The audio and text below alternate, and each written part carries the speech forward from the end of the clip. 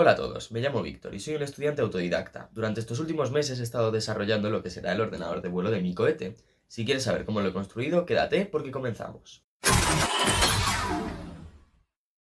Bienvenido todo el mundo al canal. Después de mucho trabajo os traigo a Helios 3, el ordenador de vuelo de mi cohete. Como veis es bastante compleja y cuenta con un ESP como procesador, además de varios sensores y periféricos que le permiten saber su localización y orientación, con el objetivo de tomar decisiones en tiempo real para poder pilotar un cohete. Comencemos repasando qué es lo que lleva esta placa. La placa cuenta con dos sensores, un MPU 9250, encargado de medir la aceleración, giro y campo magnético, y un BMP 388, encargado de estimar la altura en función de la presión atmosférica. Combinando estos dos sensores podemos obtener una muy buena estimación de dónde está el cohete. Por sí solo, el MPU, como medidor inercial que es, presenta problemas para mantener una precisión durante un largo periodo de tiempo.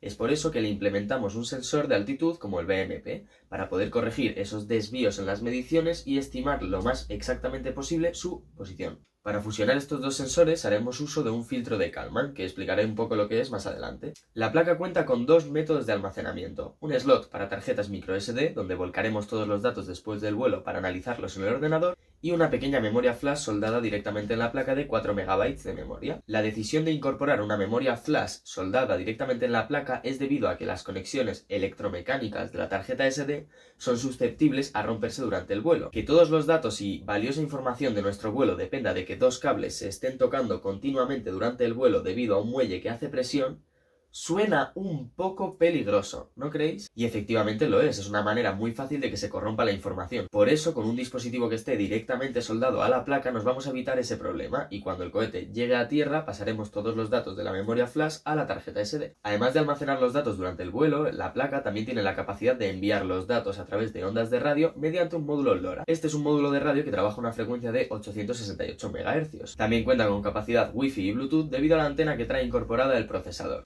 Lo que me recuerda al patrocinador de este vídeo, GlobalSim. Dedicada a la venta de telecomunicaciones desde hace años, ofrecen servicios desde telefonía hasta seguridad y seguros. Sus servicios están constantemente actualizados para ofreceros las mejores ofertas con la mayor sencillez. Y quieren contribuir en mi desarrollo profesional brindándome herramientas para mis proyectos. Debajo en la descripción os dejo todas sus redes sociales, además de un link, donde si entráis con el código BACANERIASLOCAS, no solo conseguiréis premios viniendo de mi parte, sino que también ayudaréis a apoyar al canal. Por último, el ordenador necesita actuar e interaccionar con el entorno para poder pilotar un cohete. Es por ello que cuenta con 3 conexiones dedicadas a mover los servos, 2 de ellas dedicados a mover el sistema de estabilidad activa y la otra a mover el sistema que accionará el paracaídas. También dispone de 2 canales pirotécnicos, uno encargado de encender el motor y otro encargado de desplegar el paracaídas si optásemos por esa opción de despliegue. Cuenta también con conexiones de expansión por si en algún momento decidiésemos incorporar un GPS o algún otro dispositivo, aunque por el momento con lo que lleva incorporado es suficiente para la aplicación que planeo. Así que bueno, basta de charla y vamos a probar los componentes en un pequeño código que he escrito. Como veis, primero nos da la bienvenida a la configuración de la placa y a continuación nos pide que presionemos este botón, el botón izquierdo de la placa, para continuar. Y comienza haciendo un chequeo de todas las partes de la placa. Inicia correctamente la tarjeta. Bueno, voy a explicar esto un poquito más despacio porque la placa va muy deprisa. Vale, lo que estáis viendo aquí es, en esta zona de aquí, nos da la información de la tarjeta y nos explica qué archivos tenemos por si hubiera de algún vuelo anterior o algo. En este caso está casi vacía, tengo 2 archivos anteriores de las calibraciones del magnetómetro y unas pruebas que estuve haciendo. En esta parte de aquí podéis ver cómo iniciamos el módulo LoRa correctamente y enviamos un mensaje para asegurarnos de que el código no se congela ahí, porque ya me ha pasado anteriormente que me daba ese problema la placa. Siguiendo con la configuración, iniciamos el sensor barométrico y obtenemos unos cuantos datos. Sé que la primera medición del sensor barométrico no tiene mucho sentido porque nos indica que estamos a 2000 metros de altura, no vivo a 2000 metros de altura, pero las siguientes mediciones son correctas, así que vamos a olvidarnos de esa primera medición y a seguir con nuestra vida. A continuación iniciamos la unidad de medición inercial y, como podéis ver, pues le pedimos algunos datos como la temperatura, la aceleración, la velocidad angular o el campo magnético. Para los más observadores os habréis dado cuenta de que hay una diferencia de unos 2 grados entre la medición de temperatura del BMP y la del MPU. Seguramente sea porque la medición de temperatura del MPU no es muy fiable, aunque en realidad la medición de temperatura no nos importa mucho para tomar decisiones durante el vuelo. Voy a volver a iniciar la configuración de la placa para que veáis un segundo cómo actúa con el control de estabilidad activo. Como podéis ver, continúa moviendo el control de estabilidad activo y cuando acaba, abre y cierra el sistema de paracaídas. Por último, simulamos el encendido de las cargas y esto lo podemos medir con un multímetro enganchado a los terminales de las cargas. Ahora mismo los más observadores os estaréis preguntando, pero Víctor, ¿y la memoria flash? ¿No has dicho nada de ella durante el chequeo? ¡Ya!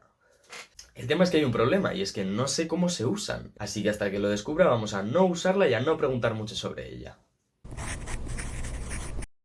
Como procesador he utilizado el ESP32 GRUM32. De memoria me lo sé. La anterior versión de esta placa, Helios 2, contaba con un Atmega 328PB, que es el mismo que utilizan algunos Arduinos. Sin embargo, este presentaba el problema de no disponer de la memoria necesaria para un código lo suficientemente complejo para pilotar un cohete. Además de que era extremadamente lento. Y eso es algo que no nos podemos permitir cuando hacemos uso de un medidor inercial, pues necesitamos un montón de mediciones por segundo para eliminar esa deriva de error durante el tiempo. Por ello es que he utilizado un procesador de la rama ESP, con una mayor velocidad, mayor memoria para el código y un detalle muy importante, y es que no tiene un núcleo, sino que tiene dos núcleos. Esto nos permite ejecutar dos códigos a la vez para repartir tareas de manera más eficiente y poder aligerar mucho más la carga de procesamiento en cada uno de los núcleos. Ahora, para los que no os gusten las matemáticas me vais a tener que perdonar, pero las matemáticas son esenciales para volar un cohete. Más de uno conocerá los ángulos de Euler, que sirve para medir la orientación de un objeto con los ángulos que forma respecto a unos ejes. El problema que presentan es que es muy difícil transformar la rotación que nos entrega el sensor a una rotación en esos ángulos, además de un fenómeno conocido como gimbal lock, que es un poco complejo y tenéis mucha información de él en Wikipedia, así que si queréis buscáis. Existen métodos como los cuaterniones o las matrices de orientación, que es lo que utilizo yo en mi cohete. Las matrices de orientación consisten en definir la orientación de un objeto gracias a tres vectores. Se utilizan tres porque si utilizase uno, como veis está apuntando hacia arriba, y si yo giro, sigue apuntando al mismo lado. Sin embargo, si añado 3, ahora cuando gire, estos dos de aquí cambiarán su dirección. Ahora, para rotar estos vectores se hace con unas operaciones matriciales, tope de chungas, matrices de rotación se llaman, que si queréis podéis buscarlas en Wikipedia, que también son un poquillo complicadas, pero tenéis información de ellas online. Lo bueno es que esta matriz de orientación puede proporcionarnos ángulos Euler, que son muy útiles a la hora de corregir la dirección del cohete. Para controlar el cohete y recibir los datos, estoy programando una interfaz en Processing. Esto que veis aquí me ocupa unas 1200 líneas de código y es donde nos llegará toda la información del cohete, estado de los sensores, mediciones, estado de vuelo y un montón de cosas. Esto es muy útil para saber el estado del cohete y comprobar si hubiera algún error y cómo solucionarlo, porque como os podéis imaginar con la cantidad de sensores y cálculos es muy difícil interceptar un error solo con la luz y el zumbador que tiene la placa.